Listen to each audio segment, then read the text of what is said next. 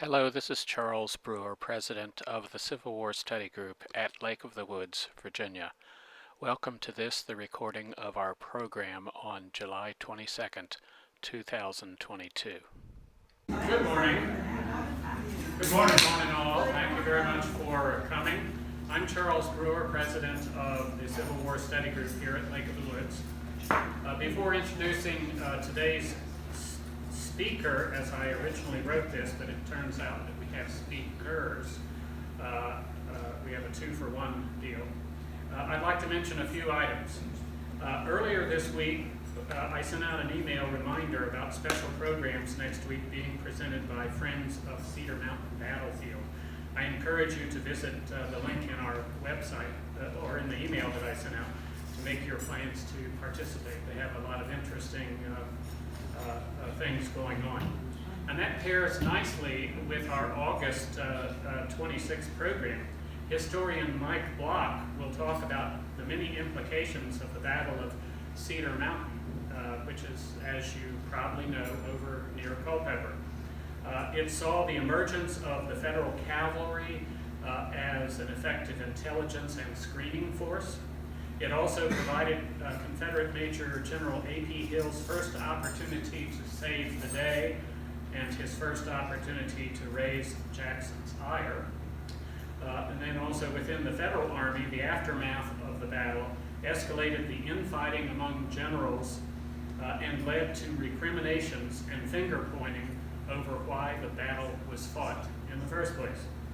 And then when you next check your email, you will see an email from me with details of a special August 11th Zoom presentation about concerns surrounding potential impacts on the wilderness battlefield area of the proposed wilderness crossing project. So if the email that you get has a link for you to share your email with us if you wish to view that program, and then once we get your email, we will, the week of the presentation, probably the Wednesday before, the day before, send out an email with the Zoom link up information to those who have signed up. All right, so thank you very much. Our speaker today is Bruce Doc Norton. The Doc is a very much earned honorific, as he served as a Navy hospital corpsman 2 tours in Vietnam from 1967 to 1972. I was also a corpsman during that same time period, but he did the real corpsman work. I was just stateside. After subsequently graduating from college 4 years later, he returned to serving his country, this time in the Marines. And his career, he retired, I think, in 1992 as a major. And he next served as director of the Marine Corps Command Museum in San Diego until 1997. For 8 years, he was tactical officer at the Citadel in South Carolina, then moved to Quantico to offer warfighting curriculum for Marines. He is currently on the faculty at the Marine Corps University at Quantico. And sharing the program with him today is his fellow author, Philip Gibbons, who will expand today's program to include Marine involvement at First Manassas. Doc will first talk about the Marines at Harpers Ferry, which is what I advertised, but you get the bonus of what's the nickname? Gibby? Gibby is going to talk about First Manassas. So with that, I hand the floor over to our speakers. Right to it. The question we get asked is, why do we do a book? Why do we do a book about the Marines at Harpers Ferry and the Marines at First Manassas? And the answer is, we kind of wanted to set the record straight. There were a lot of things that were written that were correct, and a lot of things that were written that were incorrect. So what I wanted to do was briefly talk about the conditions of the Marine Corps in 1859. The Marine Corps was very, very small. And what were the roles of Marines in 1859? They were onboard ship, and they also manned coastal artillery pieces. Now, they didn't have a lot of, or any true Marine Corps infantry. So we go to October of 1859. On that Sunday night, John Brown decides that he is going to attack the arsenal in Virginia, now West Virginia, at Harpers Ferry. And I don't really want to get into John Brown and what he did, but the reaction of what he did in the United States Marines. Okay. So, let me see if I can move this thing forward. Okay. John Brown attacks Harpers Ferry. That word gets sent to the governor of Virginia. His name is Wise. He informs Buchanan, President Buchanan, that we'll call them terrorists, have attacked a federal arsenal in Virginia. Okay, what is the response? He is going to go to Toucy, and another picture of a gentleman by the name of Floyd, who was Secretary of War. And they said, what will our response be? Well, the response was going to be, we will send up 150 U.S. Army artillerymen from Fort Monroe, Virginia. But it will take at least 2 days to get there. At that time, we had Toucy say, wait a minute. I know the Commandant of the Marine Corps. His name is John Harris. He can have 80 Marines ready in 3 hours. And Buchanan says, make it happen. So, to make a long story short, because we have a minimal amount of time today,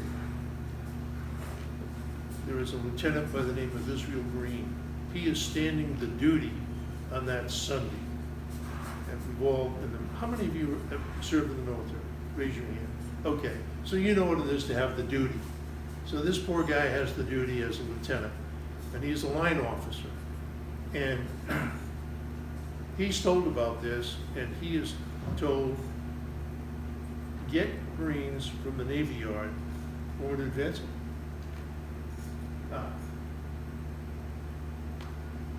And go to Harpers Ferry. They were able to get 80 plus Marines on board train. They went to Baltimore, turned and went back to Harpers Ferry. In the meantime, these are familiar names. Jeb Stuart is in Washington, D.C. He's there to sell a patent to the Secretary of the Army for cavalry officers' swords. So he's waiting outside his office to go in and brief him on this. When word comes out that terrorists have assaulted Harpers Ferry, Jeb Stuart is told, or volunteers, to take these orders to Robert E. Lee, who was there in D.C. Okay, he's a colonel. You think, where are all the generals? Well, where was the United States Army in 1859? They were out west. They weren't in D.C. So you had a couple of different things happen. You had staff officers and you had line officers. So Green is accompanied by a major by the name of Russell. Russell was the paymaster for the Marine Corps.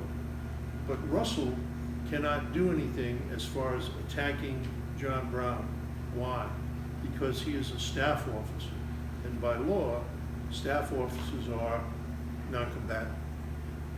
Green has with him this sword, and it was the duty sword, which was a poorly made officer's sword.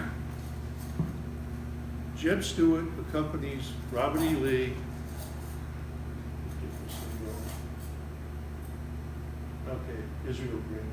All right, so Stuart gets a hold of Lee, and he says, we need to go to Harpers Ferry. They are in civilian attire. So there's another myth put to rest. Robert E. Lee was never in uniform. Neither was Jeb Stuart. They were in civilian clothes the whole time. Lee gets on another train that's particularly assigned for him to turn and get back to Harpers Ferry. He meets up with Greene, and Greene has already done a reconnaissance of the area, and he said, here's what's going on. You've got John Brown, who goes by Mr. Smith, or Old Wassamotomy, and he is in the firehouse with hostages. One of the hostages is Lewis Washington, who was the great-grandnephew of George Washington. They had taken him as a hostage, along with another group of men. And when John Brown went to Washington's house, he said, gee, that's a fantastic sword you've got on your mantle. He said, what's the story on that? I mean, this is a very polite dialogue. And he said, well, that sword was given to George Washington by the King of Prussia. He said, well, I think I'll take that sword. So he takes it, puts it in a sash, and here are a couple of pistols, and he takes those too. And they were gifts to George Washington by Lafayette. So now you've got John Brown armed with King of Prussia's sword and 2 pistols from Lafayette. The course of action that Lee agreed upon and was briefed to him by Greene was, I have 2 groups of Marines, and what we plan to do is assault the firehouse, knock the hinges off with sledgehammers, and take these people hostages away from as the firehouse, away from John Brown. This whole action is over in 3 minutes. The Marines assault the doors of the firehouse, but what they didn't know is behind the doors, they had a fire engine, rope, and a ladder. And when Greene went through here, the door, instead of being like this and knocked over flat, was knocked sideways so that only Greene and a couple of guys could get through. So Greene immediately recognizes John Brown, and one of the men in there fires around at a Marine private by the name of Quinn, shoots him in the stomach, and he later dies that day. Okay. The whole purpose of the story of Manassas is, 1, the Marines were always ready. This is our reputation. First to fight, always ready, and with particular mission orders as to what they wanted to do. The rapid response, they were professional, dependable, and up to the task at hand. So we thought we'd bring that story to light. Some of the things that I found very interesting in doing the research on this is when they hung John Brown, this trial did not take a long time. I think it was beginning of December that they hung him. Who was in the audience? Walt Whitman and John Wilkes Booth. John Wilkes Booth was down in Richmond putting on a play, and he heard about this, and he went up to volunteer as one of the security guards. But when you read the book and unveil the onion, from the time that John Brown took over the arsenal, they had local militia. And the local militia came into the town. Many of them were drunk. There was a lot of gunfire. A number of people in the town were killed by the local militia. And when the Marines showed up, Robert E. Lee offered the head of the militia the opportunity to attack the firehouse. And the response was, I don't want to do it. We don't want to do it. You get paid to do this. We don't. So you read these things, I can't believe this. You know, it's amazing stuff. But that's the fun of unveiling that onion and exposing, we say, the truth of the history as to what happened at Harpers Ferry. Now, I know Gibby's going to get up here in a second and talk about Manassas, and I'm not trying to steal his thunder, but one of the gentlemen that we work with lives here at Lake Anna. His name is Brian Wishner. I don't know if any of you know Brian or not, and his wife Annette. He drew the correct maps of the Marine Corps movement, and to his credit, did a fantastic job, because again, all the earlier history books had the Marines in one place, which was not true. So Gibby will explain all this to you in a minute. But as part of this, are there any questions about what happened at Harpers Ferry? or the reason that Brown, get into Brown, tried to do what he did. I mean, you all know the reason. He wanted to arm the blacks in Maryland and Virginia and have this tremendous uprising. That never happened. But it was a benchmark for what was going to happen 3 years later, or 2 years later, across the United States. Sir? So the Marines show up outside the firehouse. So from the time they showed up to the time that Brown was captured, what's the time? 3 frame? minutes. So that's just 3 minutes, okay. Now, I mean, Lee came that night, they waited for the sun to come up, and they said, okay, what's the plan? And actually, Lee sent Jeb Stewart forward under a flag of truce up to the firehouse door, and he tries to communicate with John Brown and says, look, we want you to surrender. And I won't tell you what the real response probably was, but it was, I don't think so. So that was the genesis for him saying attack. Take off your hat, drop the flag, and let the Marines move in and do what they had to do. Sir? I have a question about John Brown. Where was he hung? What area? Charlestown. He originally had come from New York. No, originally. And then he went out to Kansas. He got involved in bloody Kansas with his sons. And I mean, the whole thing is described there. They went to the Kennedy farm. He had his daughter pretend that they were leasing the farm under peaceful conditions. And they met secretly at night. He had 17 guys with him that were going to be part of this take over the arsenal. Now, and of course, the problem was with the governor of Virginia, this is a federal arsenal. This isn't a state arsenal. So he had to involve the governor and the president and secretaries of war, secretary of the Army, and the Marine Corps into making the decision of how do we handle this, because it was federal property. Any other questions that I can answer? Sir? What were the Marine casualties? One, and that was Quinn. We had another guy wounded, right, but only one died, and he's buried there. And to this day, Marines from Marine Barracks 8th and I go out to that gravesite, clean it up, and put flowers out there. And there's an obelisk with his name on it. So I'm always leery because Ken Smith Christmas is a friend of mine, and he is a Marine Corps historian in his own right, and a superb one. So have I missed anything, Ken? No, you're doing it. It's bad, it's like 7th grade and your teacher is sitting here and they're an expert on what's going on. But it's so much fun to reveal this kind of history because, you learn something every time you turn the page. Like, I never knew that. I had no idea these things happen. And that's what makes it at least fun for me. Sir? One last question. How long did it take you to do the research? Give me, how long, 10 years? So we started. Why don't you come up here? This is a retired Master Sergeant Phil Gibbons, and Phil lives out in Amosville. He's trying desperately to get out of Virginia and move to Texas in the next couple of weeks. But Gibby and I work together. He's a task analyst at the College of Enlisted Military Education.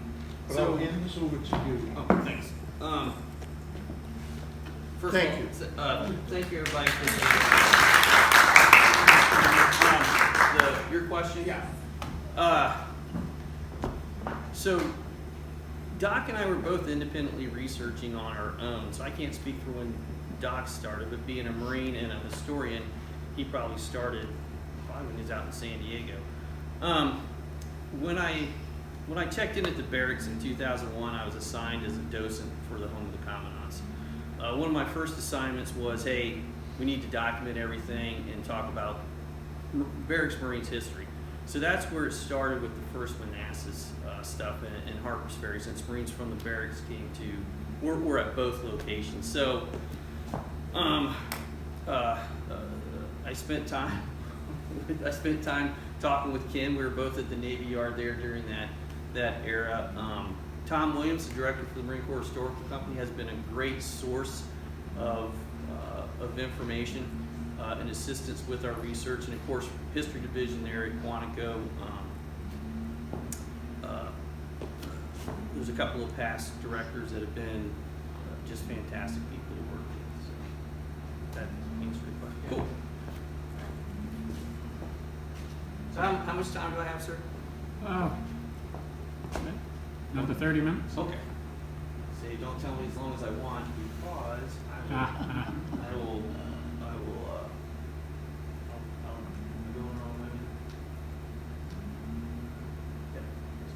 sorry about that. Here we go. As Doc mentioned, I'm in the process of moving to College Station, so I had about 24 hours to find this PowerPoint and do some prep work. All my stuff's down there, so it's been a minute. So you might have to bear with me on some of the stuff I haven't researched in a while. Okay. We're going to continue the story of talking about Marines at all times ready in their conduct. There's a lot of misinformation out there about the Marines at the Battle of First Manassas. For the most part, it's not good. And being a Marine, we're fellow Marines in the audience. Oh, there's one. Hi, Doc. Sometimes Marines, we take it personal and someone says, hey, your guys didn't do so well, did they? So we have a tendency to want to automatically defend them, but in this case, we're not really defending. After doing research and getting our hands on documents, eyewitness accounts, we're really surprised what 300 recruits end up doing on a battlefield. So this is Marines from the Marine Corps Historical Company. That's what our Marines would have looked like in 1861 June. So this is a group of Civil War enthusiasts here, correct? That I'm all talking to. All right, so I won't spend any time on this, really. Marines were equipped with 42s, 69 caliber smoothbore musket, except for the officers, they're equipped with pistol and saber. So Model 1842 muskets. Examples of the sabers, pistols, the Marine NCO sword, same one we still use today. It's a Model 1850 infantry officer saber based. Marine officer, 1859 undressed, first sergeant, and private. If you look at our modern day blues, we still have, in the summertime, white trousers and blue coats. In 1861, they had a seasonal uniform, white linen trousers, blue coats. In the wintertime, they would switch to blue trousers and blue coats, like at the Battle of Fort Fisher. Today, you see Marines in the wintertime, blues, they're wearing blue trousers and blue jackets. Unless you're at 8th and I, we wear white trousers all the time. And if anybody has questions on the conversation, I want this to really be a conversation, not like a lecture or sage on the stage. Please ask questions as we go through. That way we don't have to, forget or back up or whatever. Basic haversack that they carry. The Marines will be marching with blanket rolls. They do not have packs. Strength of the Corps in 1861, there is a professional Marine Corps. 48 officers, just over 2,300 enlisted men. When war breaks out, the Marine Corps loses about a third of its commissioned officers to the Confederacy. And Doc already mentioned it. The professional Marine Corps, and we have one in 1861, where is it? It's on board ship. They're ship detachments, or they're guarding naval installations. That is the mission of the Marine Corps at that time. The mission of the Marine Corps is, and this is key when we talk about this, is not a land force. They are not a land force. So, to the point of, if we serve on land, we serve under the control of the Army. And we see that last for a very long time. Any World War I fans here? You don't count, sir. You know the answer. Belleau Wood, the Marine Brigade, is part of the Army 2nd Division. Army Division commanded by a Marine general named Lejeune. Why is that? Still, same law. We have to fall under Army control for land operations. So that is why some of the things happen, why Marines get assigned there. This is how the Marines organize their companies. And I'm going to have this conversation not at the strategic or operational level, but more at the tactical, specifically talking about the Marine Battalion. John Hennessy has written an excellent book on Manassas. Doc and I said we cannot even touch that level, so we're not even going to bother talking, strategic and operational level war. We'll keep it at the tactical level war and company sizes. This is based off the Army's infantry company. The Marines at the barracks, they're training. They're going to in the Navy Yard. They're either guard detachments or they're training to go out and be shipboard detachments, not infantry companies. So they will have to reorganize into something of this nature to go fight on land with the Army. Commandant of the Marine Corps is John Harris. This is, can I have this? Please. This is John Harris. This is just real quick, and I'm happy to share this slide deck with anybody who have limited time. Just talks about the state of the Marine Corps and the battalion during that time period. As we were going through writing the book, Doc and I said, let's make sure we can have the participants have a say in the book. What were they talking about? What were they thinking? This is Lieutenant Hitchcock, and this is his thoughts on the upcoming fight.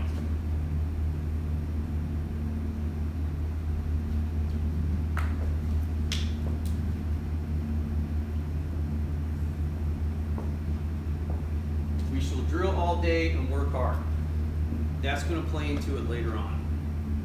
That's one of the reasons I asked if there was any Marines out here in the audience other than Doc. Everybody knows the Marines are known for their self-discipline and their drill, their precision of drill and why they drill so much. And when did that start? Did it start at Harpers Ferry? That's a question Doc and I asked you. We don't know where it started at, where we got that associated with us, but it was obviously already in place in 1861. Lieutenant Carter, interesting, he spells his name with 2 T's. At first we thought it was a typo, but that's how he spells his name with 2 T's. He also wrote about the expectations.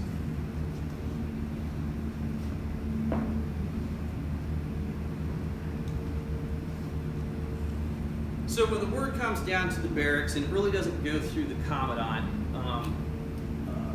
at all, it ends up going down through Major Reynolds, form a battalion of Marines to serve with the regular brigade for land service. So they have to immediately go through and say, hey, how are we going to do this? Marine Barracks Washington has to be viewed as an 1861 version of Parris Island, South Carolina, where all the recruits are going to that in San Diego, or the officers are going to Quantico to learn how to become a Marine. So you can imagine, if you put it in 2022 perspective, going to Parris Island, South Carolina, taking a series of Marine recruits that have been there for 3 weeks and say, guess what? Y'all are going to war, and you're going to be led by your drill instructors and your series officers. That's basically what the Marines in 1861 at the barracks of the Navy Yard were told. They had a few guys that had been around for a while, but for the most part, they're recruits that have been around for 3 weeks. Major Reynolds, part of the Marine, is going to lead the Marine Battalion, and they're going to put the rest of the regulars in the same brigade. They'll have a couple of volunteer militia units that are going to be gated with them. Now, you might be thinking, this is it? This is all the regular troops that we can come up with in 1861? Where is our regular professional army at this time? Still out west. They're out west. They're out west. The war broke out. It takes a while to get back east, so that's why we have such few regular troops. And of course, there is regular Army officers, but they're now in Confederate uniform that are out here. And we have a fair amount of regular artillery that's on the battlefield.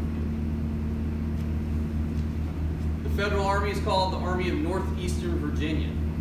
Usually we hear Northern Virginia, we think Robert E. Lee. It's the Army of Northeast Virginia. Any questions so far? The Marine Battalion. Okay, here's John Reynolds. You see he's a fairly older guy. Jacob Zeeland, later on be Commandant of the Marine Corps. He's commanded A Company, B Co, C Co, then finally D Company. And it's interesting the way they organize these guys. Doc and I are like, why in the world do we have a second lieutenant in charge of a company? because we have officers that are senior to him. We have other first lieutenants, we have captains. What in the world is going on? And we had to find out. He was a senior lieutenant. Since he was a senior lieutenant, he rated command of a company. That's weird. We had never run across anything like that before, but he talks about it in his letters. He's a senior lieutenant, so therefore he rates a company. So I guess they took senior guy, senior major gets a company, senior captain gets a company, senior first lieutenant, and senior second lieutenant all get companies.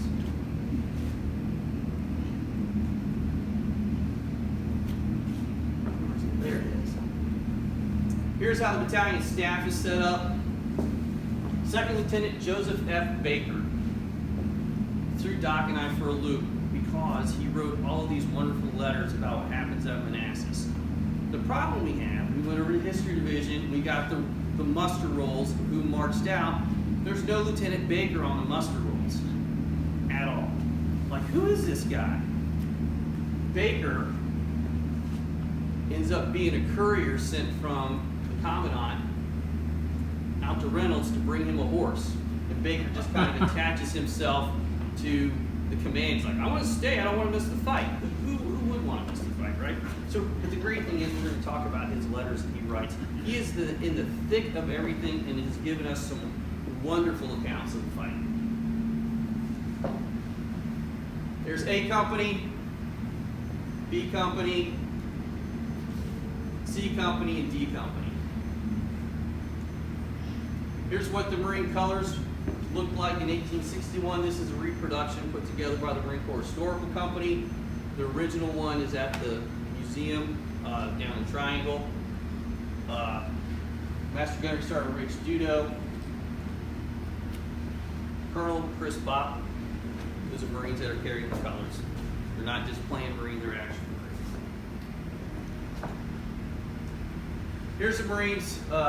This is out of Harpers. This is Marines, what they look like. That's the Marine Barracks in the background, and they're marching out, heading out to war. I'm not even going to try and figure out what the barracks is. I haven't looked at this so long. But you figure out here's the Potomac River bridges. The Marines are going to march out from the barracks a few days before the actual fight. We all know the Battle of Manassas was on 21 July. They're going to march out for a few days before, head out across Long Bridge. There's Long Bridge. And the first night they're going to camp just a couple of miles past Long Bridge. At that point is where McDowell, who's in charge of the Army in Northeast Virginia, is going to try and put everybody together in some semblance of a marching force. So it's chaos. So the first day of marching, when they get orders, hey, Confederate forces are down in the Manassas area, and we're going to go get them. Everybody understands that story. So the Marines are brigaded together with the other regulars. They're marching out. And it's pretty much chaos to where they can only make a few miles in the first day. But that's a picture of Long Bridge that they crossed.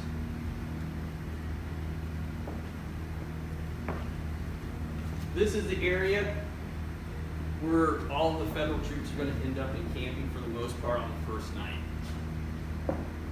Anybody from that area, by chance, recognize it? Most of the urban sprawl and so forth is taking away Fort Jackson and some of the other spots, but you can still go to the location. You can go across that area. If you ever want to follow the footsteps of the Marines, you can do that.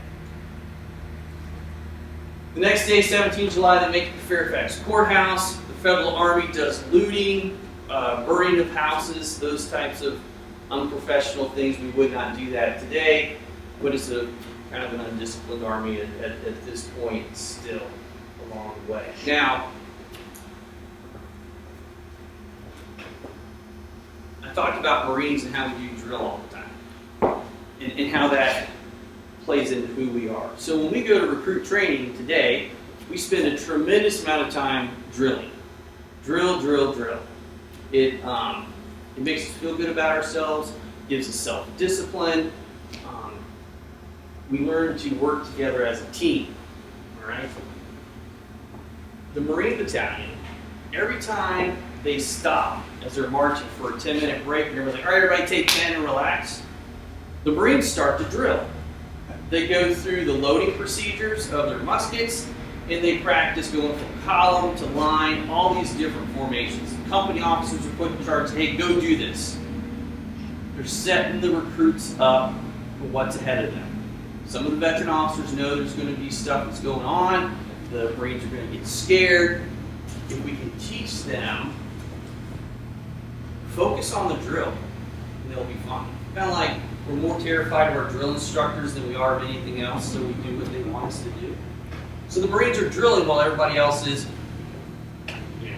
out getting in trouble. More Marines. These photographs were taken on the battlefield. I want to say during the 150th anniversary. Did those things back? Right there. It was very hot. It's going to be hot. They're out there this weekend. If you all want to go see them, I will not be there. But if you want to go see that, go out to the battlefield Saturday, and you will see those guys. I guarantee. This is Tom Williams right here, the guy I told you who provided so much research for us. That's Tom right here. He will be out here. Retired Marine as well. Okay, 18 July, they make it to Centerville. This is the Centerville Public Library where you have this placard at. You can go there if you like. It's in the, if you have a copy of the book, there's a staff right in the back of the book that will take you right to the spot. So they get into Centerville. This is where Baker, I told you the lieutenant that came out with the horse, this is where Baker actually links up with Reynolds at. And of course, what do you think the Marines are doing here at Centerville while the Army's getting together trying to come up with a plan? Drilling? Drill! Exactly. They're drilling. They're having fun. So a couple of days later, they finally get the word, hey, we're going to march, and this is how we're going to move. So somebody came up with this wonderful plan to step off at 2 o'clock in the morning with this large amateur force. What a wonderful idea.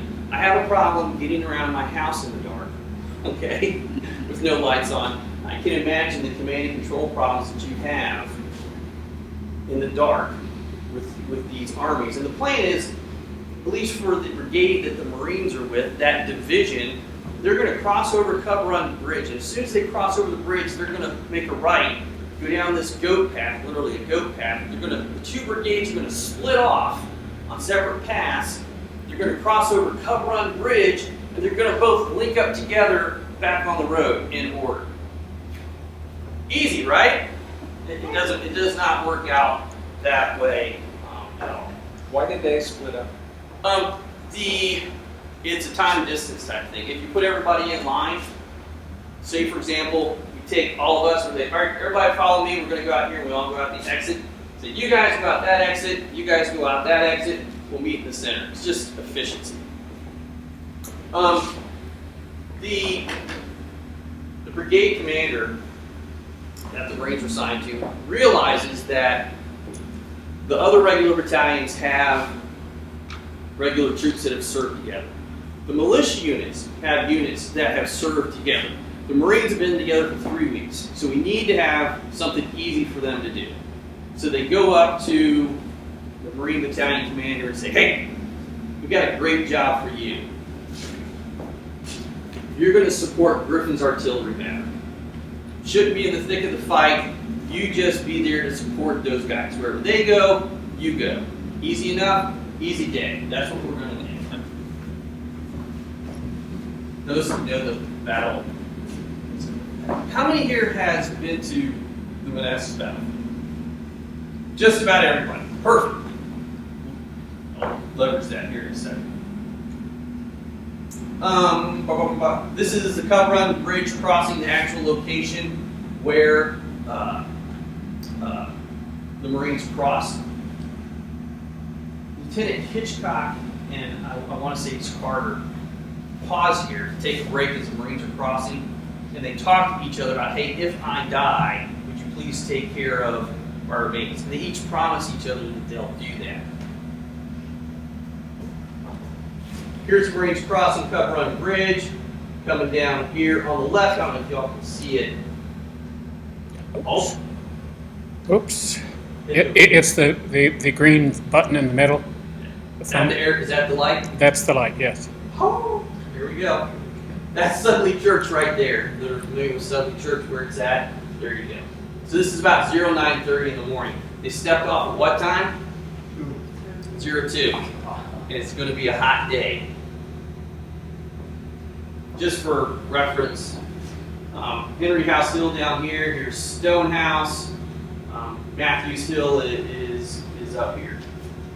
Familiar with Second Manassas, there's Dogan House over there. The visitor center is about here someplace. Sudley Church period photograph. There's the Marines marching down. The lead elements are going to set up an artillery battery here, and the troops are going to start filing off to the east in a linear type formation. Still using linear tactics. Mass your troops on line. Level your muskets. Mass fire. You're not really aiming at a specific person because the smoothbore muskets are just not that accurate. For the most part, everybody's using smoothbore muskets, even though rifle technology is around. It's smoothbore musket. Yeah. Yes, sir. Could you show with the pointer where the enemy is located? Yes, sir. Here's the enemy. They're in red.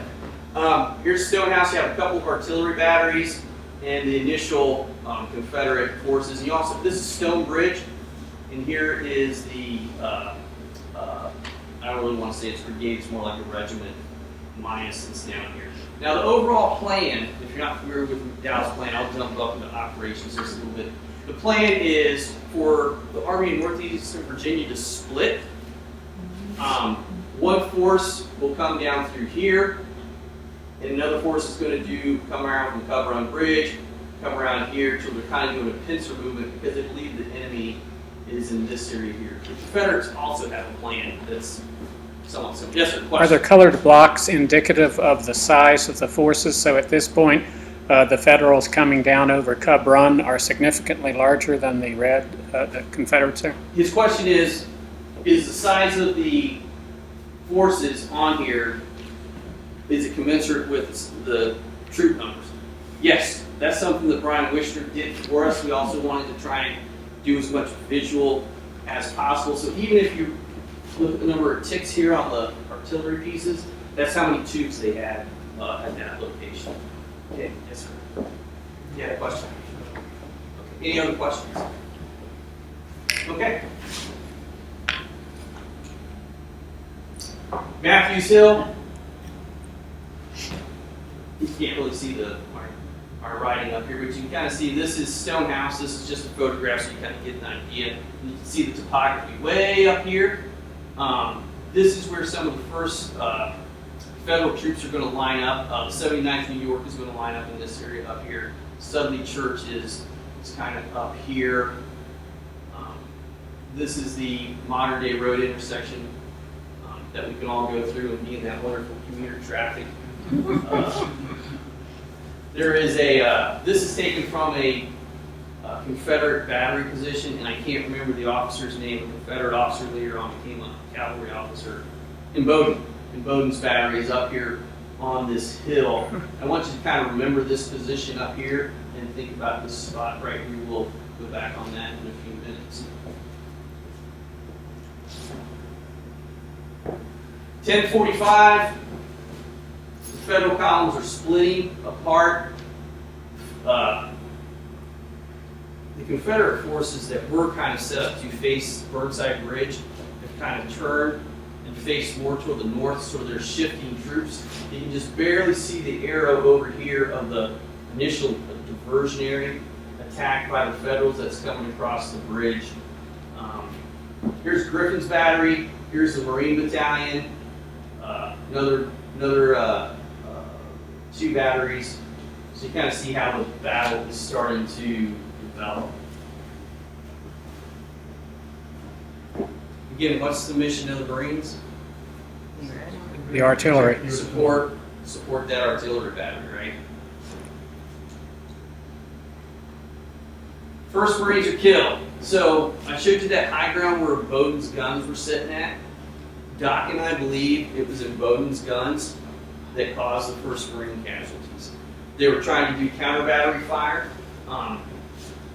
These guns are displacing at this point in time decides they have all kinds of stuff going on in front of them. The Confederates are falling back, but Bowdoin's guns are still up here on the hill, in good position as well. They have smoothbore guns. The Federals have rifle guns.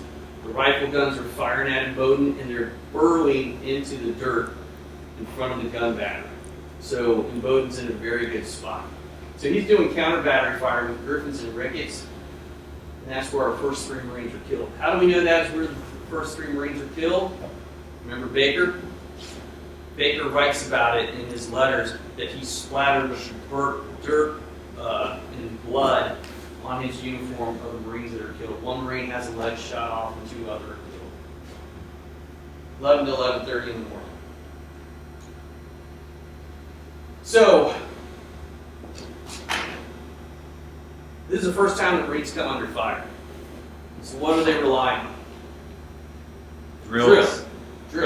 So Captain Jones, who's in charge of B Company, he goes to his junior officer, lieutenant, and goes up to him. He stands boldly out in front of him like he's not afraid of anything. He goes to the lieutenant and says, "Lieutenant, dress the company." So in the middle of all this chaos, he goes out there and has the Marines dress their line. I think that's just impressive that they had that much self-discipline to go and do that. So the Marines are now focusing on their officers, their drill instructors, right? And not so much the chaos that's going on in front. Because you can see, just standing there watching it, 3 guys have just been killed, and you can get wrapped up in it very quick. Master Gunnery Sergeant Rich Dudo again right here. Okay, the artillery moves to Henry Hill. I think everybody knows the story of this.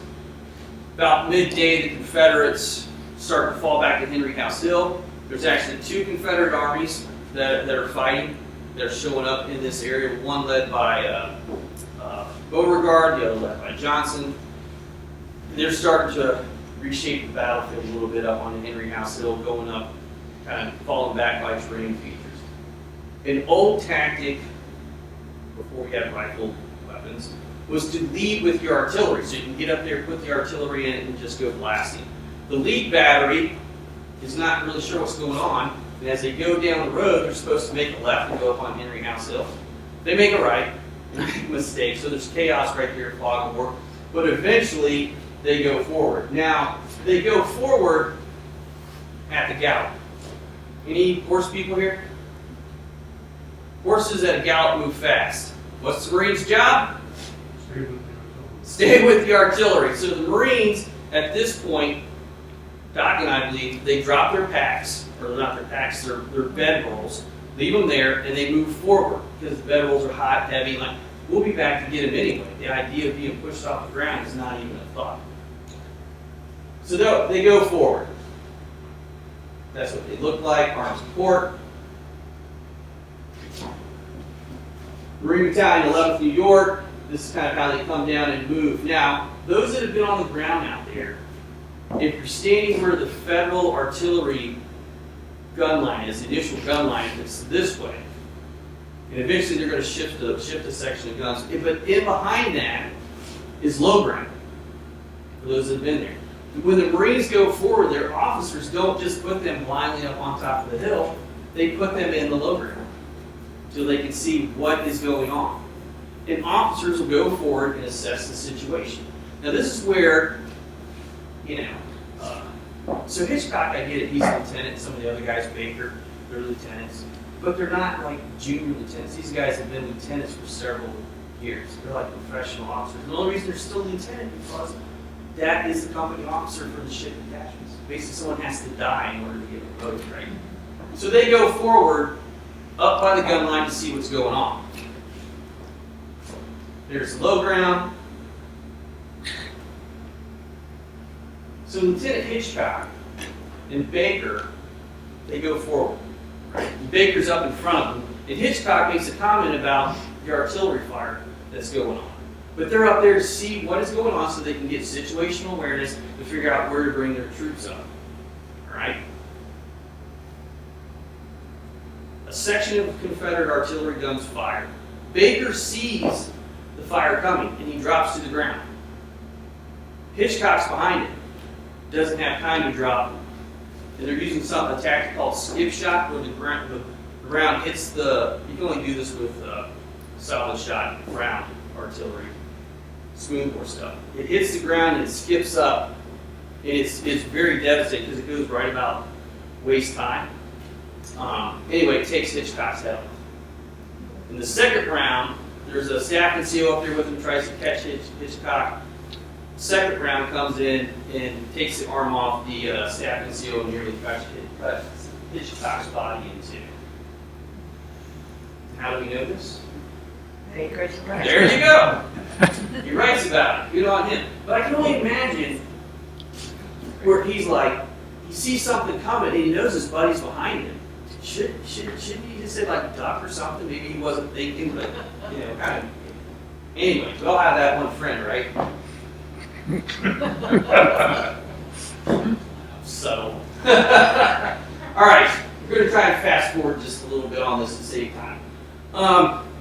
Everybody understands what flanking fire is, right? You take one section of Griffin's battery right here, and they send it around. Say you're the Confederate line. They send it around on the Confederate left, Confederate right. Put in-flight fire down on the guns. The problem is in 1861 we do not have a uniform. Everybody knows the story, right? We don't have a uniform color of troops, right? The commander of this section of guns sees the Confederates coming. They aim in on them. A guy named Major Berry, staff officer, comes up and says, "Don't shoot those guys. That's your infantry support." They argue. Finally, the section commander says, "Okay." They turn the guns back. Lo and behold, that's the 33rd Virginia from Jackson's line. And so these guns are going to trade hands back and forth several times. To even make the chaos worse, Stuart's scab's going to come in and ride right into these guys. So these guys, and here's the 11th New York falling back, 14th Brooklyn, 1st Minnesota, and there is the Marine Battalion. So the Marine Battalion, they fall back off the hill. Yes, the Marines fell back. Why? Where is their flank support? It's gone. So the whole brigade, the whole line was gone. So they fell back into this area down here by the crossroads, and they'll reform. I just love that print, so I had to put it in there. James print. And everybody knows this guy, right? It's our guy from Harpers Ferry, Jeff Stewart. Still wearing his federal uniform. During this fighting, we have more Marines killed, wounded. How do we know? Baker. He's wounded. He talks about it. He is hit on the head. I can't remember if he's hit on the head with a saber or something. Basically, he's knocked out. He's not killed, but he's knocked out. He's knocked unconscious. Somebody gave him a buffer, I guess. So they're going to reform. 15:30 in the afternoon. Now, so the forward, back, forward, people are going to argue how many times that happens. It's really hard to tell. At least a couple of times. So the Marine Battalion is going to reform. We have the 14th Brooklyn, 79th New York, Marine Battalion, 11th New York. And they're going to come forward. This is Jackson's line right here. This is keep in mind, these are still recruits, right? Of course, there's other action going on all over the field. You kind of read the story there, what happens.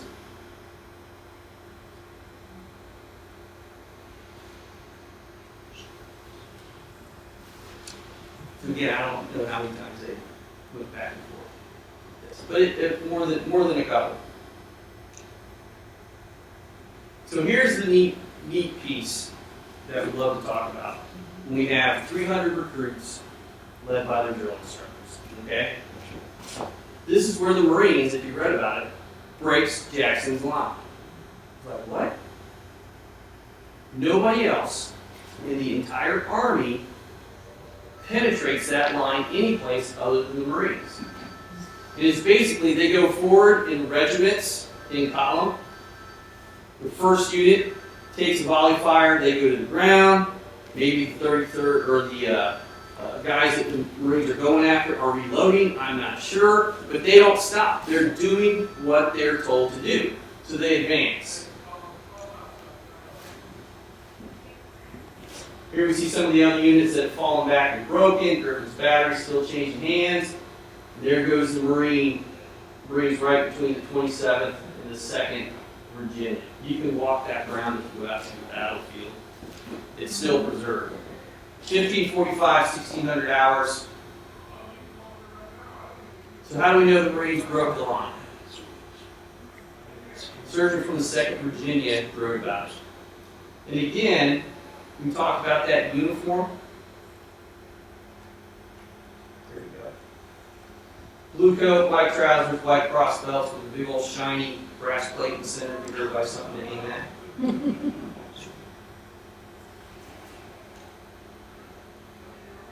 We all know how it ends up, right? Eventually, the Federals fall back off Henry House Hill. The Federals, regular battalion, will form square. Anybody here know what forming square is? When infantry forms square, why they do that? It's like a last-ditch defense that you have. We've all heard about different things with, not World War, but Zulu Wars, whatever, where they're forming square. It's usually a cavalry tactic to defend against cavalry. Once the cavalry gets in the square, they kind of get chewed up. So the Federals, regular battalion, form square. The Marines at this point are not a cohesive unit, but the Marines involved in that square. And they hold that square as the rest of the Federal Army falls back. Here's Stewart, here's the rest of the guys. You have the 10th Virginia, some of those folks in that element. So, how did the Marines do? And how do we know that they did well other than just the surgeon's report? A fine military appearance. That's them out there forming on the battlefield, dressing.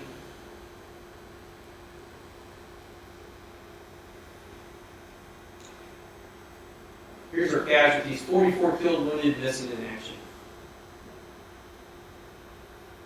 Do I have I thought I had a disclaimer in there somewhere about our there's Baker. I did. Lieutenant Baker. Because he's not on the reports. Well, he talks about he got smacked in the head. As he comes to on Henry House Hill as everything's going to fall apart. I want to say it's his brother. I haven't looked at my notes in a while, I'm pretty sure. His brother is in the cavalry battalion, rides by, sees his brother on the field, grabs his brother, throws him on the back of the horse, and takes him off the field. Commandant Harris is the first instance in recorded history where its members were forced to turn their backs to the enemy. Now, this line has haunted the Marine Corps for years. For years. With their backs to the enemy. That does not sound good, does it? Why did Commandant Harris say this? Those were his Marines, and he was angry. After everything's over, he goes back, and he's mad. He makes this public statement about this.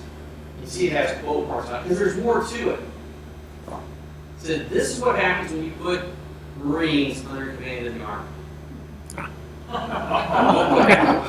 So I'm summarizing. Of course, I'm picking on the Army a little bit. That's okay. We're almost done. I love the Army. I spent 4 years in the Army before I decided to go be a Marine. Okay.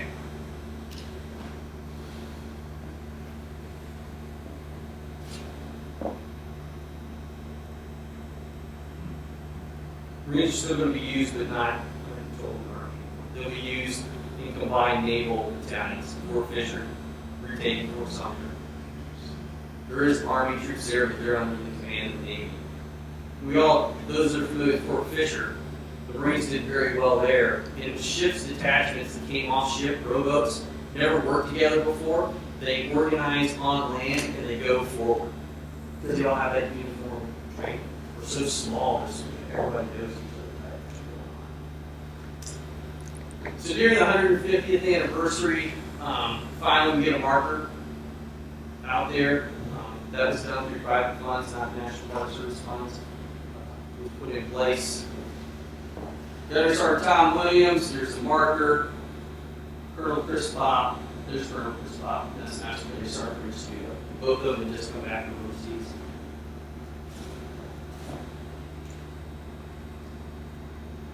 Comparison between the two uniforms. Of course, I have to give Tom credit for helping us out with this stuff. So, and one final think about the Marines professionally. So as all the troops, we've all read about the troops falling back, going across Cup Run Bridge and in different places, and they just kind of stream back into DC and they go past Long Bridge. So Commandant Harris here's what's happened. Commandant Harris hops on his horse, rides out across Long Bridge, and stands there and waits for his Marines to come back. There's about 70 of them marching back. The rest of them are kind of to the winds with the rest of the Army. The only unit to march back into the city is those 70 U.S. Marines led by their commandant. So, I ask you, does this sound like a force of Marines that was defeated? I don't think so. I think they performed very well, and that's why we had that marker put in place. So, Where's the marker? So, all right, if you go out the front doors of the visitor center and make a left and head towards Judith Henry's house, just behind Judith Henry's house is where the marker is at. We believe that is the location kind of like where it kind of depicts where the Marines kind of set up at first. Again, we're talking 300 guys, so they have a little bit of a footprint, and they have them spread out in companies to support different sections of artillery. So they're kind of spread out. Yes, sir. Just a question about, go back to 1859, or even here we're dealing with recruits as your enlisted people. Were there career enlisted people in 1859, or the men who spent, did they have retirements? How did that work? This question is, do we have career enlisted men?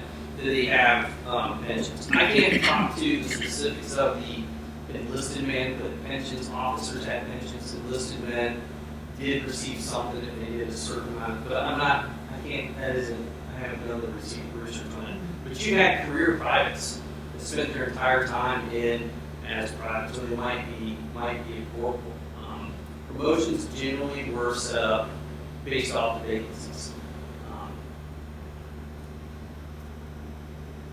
Yeah, no, I'm just curious. How Ken, do you know the answer? Yeah. There you go. Please. The drummer O'Rourke I was telling you about, fictitious drummer O'Rourke, Yes. stays in for 2 years and ends up in barracks and is given a small stipend. It's not a pension, it's a small stipend. It is discharge, honorable discharge, and found a number of long service and career privates. Yes, ma'am. Are the present-day Marines trained to work and fight on land? Yes, we are. Every Marine, so the question is, are Marines today trained to fight on land? So our mission changed. You see the mission of the Marine Corps evolve, I guess you see. We still have the primary mission, seize and hold advanced naval landing bases. I got all that. That's why the 2030 planning guidance has us going back more to our amphibious routes, getting away from all the land fighting that we've been doing in the long war. So yes, we fight on land. Every Marine goes to Marine combat training, male and female, and then from there they go off to their basic demo lessons. But every Marine, male and female, are basic riflemen, not basic infantrymen. An infantryman is a 0311, right? Professional infantryman. A rifleman is a basically trained rifleman. They can go and be employed in a provisional rifle squad or whatever the case might be. So, and I think the Army tried to model that a few years ago during the Long War because they're having some problems with other things. So, but I was a tanker in the Army for 4 years. I'm here to tell you I never touched an M16. I never did anything with stuff. I did nothing but armor on tanks. And I go to the Marine Corps and it's like, oh my gosh, what in the world am I doing? Jumping out of windows and doing all kinds of crazy stuff. Me and guys like Doc and all that. Answer your question, ma'am? Yes, thank you. Other questions? Yeah, Doc, your question. No. In any military history, there's always a moment, good or bad, there's a change in the battle. And I don't give you one over it, but just to show you one moment, and I refer to this many times when we talk about this. Remember the slide, can you show the slide with this battle? And with, good? No, really, the slide.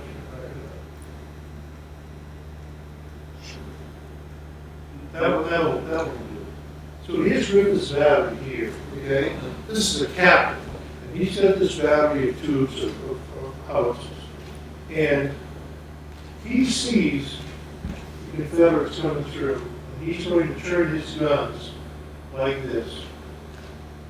And this knucklehead, Major Barry, rides up on horseback and more or less says, "What are you doing?" He said, "Major, those are Confederates." He said, "No, they're not. This is your infantry support that's coming to help." He said, "No, they're Confederates." And then he pulls the, "I'm a major, you're a captain. Do what I tell you to do." So he turns his guns back this way. Who's over here? Stonewall Jackson. Now you think about that. If he had engaged him, killed Stonewall Jackson, decimated this, and ruled out the flanks, what would happen to the rest of the Civil War? Jackson wouldn't be alive, Jeff Stewart wouldn't be alive, Griffith would be a hero, you know, and it might have ended, because this was the first real battle, the Civil War. One moment in time where a guy rides up and says, "Turn your guns." If only. I mean, there are countless World War II, Korea, Vietnam, Afghanistan situations like that. But you kind of read over and say, "Geez, okay, Major Barry rides up and turns his guns." What if that hadn't happened? I mean, it's amazing when you think about it. So, you know, if, sir. The whole reason that Barry made that mistake was the 33rd Virginia was wearing their Exactly right. See, blue uniform. Yeah. John So, I mean, to Barry's credit, if you would, he sees blue and he thinks this is federal support. I don't know how Griffith's Battery knew they were Confederates. You know, that part is never explained. But it's just one of those moments in time where things have been different. It might have been a tremendously different outcome. Any other questions? I know we've gone on probably beyond our time. It's more of a comment than anything else. I've been up to the Marine Museum up in Quantico, Right. and I strongly recommend anybody go there because it's fantastic. Well, thanks. You know, I told you about the sledgehammers being used to knock off the engines? The sledgehammer head is on display there at the museum. That's on the battle call. And that individual that gave it to the museum uses it as a doorstop in his house. Okay, cool. Yeah. So there again, if someone said, "What's this? What's an old sledgehammer head? Let's throw it away." It's big. It's heavy. Yeah, it is. I mean, it's like this. You get sledgehammers, and some sledgehammers aren't. Those are big, thick wooden doors on the ground. And modern day sledgehammers, you know, about like this. The thing is, man, it's like that big. It's just heavy as all get. So that's pretty much the presentation as to, you know, it's kind of a drink of water through a fire hose, but sir. I had one question exactly on that same slide you just jumped from. Back to the Marine, yeah, that one right Yes, there. sir. That whole discovery of searching Conrad's, that was discovered by Dave Sullivan when he wrote his 5-part history. Right. Civil War history of the land. And Conrad had actually served in the Navy, I believe, before, so he knew what a Marine uniform looked like. And that had been a big point of controversy, because up until that came out, the official, like you're saying, the official Marine Corps take on First Manassas was let's not think about that first bull run, you know, because then besides Harris's statement, you also then had Zealand's account, and Zealand said he was so disgusted with the Marines that he was using the sword cutting weeds along the river bank to get back. And it really wasn't until the research that Dave Sullivan came up with exactly that, was green pines, and it caused the history museums division to start looking back at it. Tom started looking at it, and that, if more to the story, than had been told for the previous 100+ years. Well, that's why we looked at it and said, let's try to look and kind of change history, but show what we've discovered. Because you look at the maps, and when it would show the Marine positions, the maps, and you turn page after page, they never moved. And that's not true. Yeah. They moved all over the battlefield. So, I think we tried to show that. Yeah, they're mostly listed as being. And then to come back as a solitary unit, remember now, it was close to what, 92% of the Marines on the battlefield had only been in the Marine Corps for 3 weeks. Some of them never held a musket before. And they didn't have a pack, they had a blanket roll, and like a canteen cup. And it was like, we're traveling light, you know, because they thought this will be over, you know, the story about people riding out to Manassas in wagons and having picnics and watching things until the fire started. They thought, you know, this might not be a good place to let's get out of here. But that was the mentality at the time. Sir? What you just described showed some very colorful uniforms, Marine uniforms, and of course the Zouaves, and they're very peculiar looking uniforms. Well, they modeled themselves after the French or the German or the English, but your young son is out there with big white leather straps and a brass breastplate. I mean, that's an inviting target for a rifleman at 200 yards.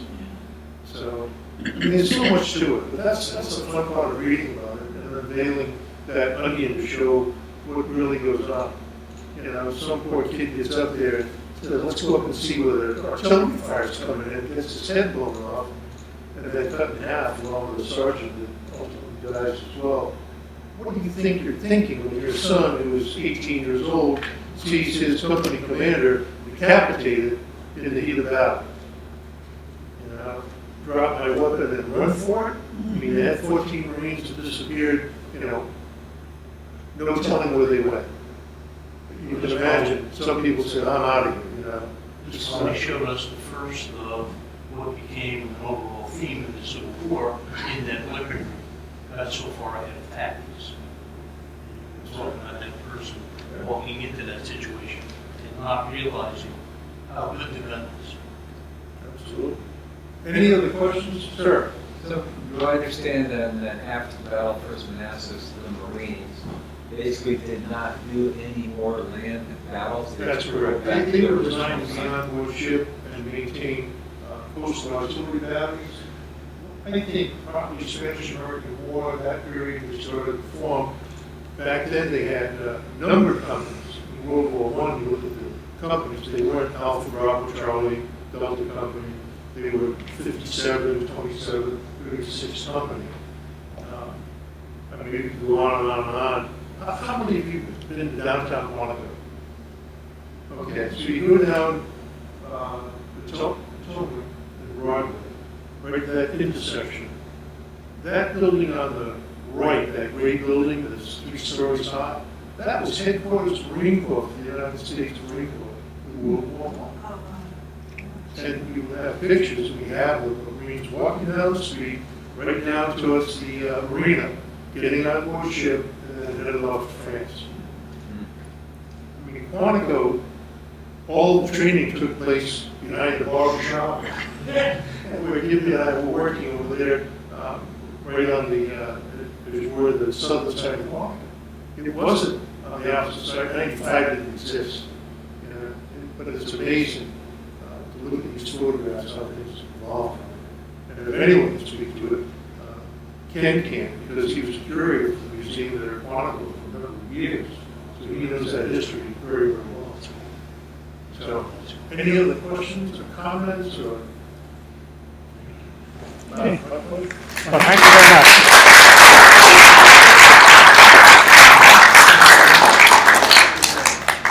Thank you very much, gentlemen. That was very informative, and they do have some of their books over here for sale, so you can see them on your way out. And there are two, and this is one of them, two that are actually free. And this is the Confederate Corps of Marines.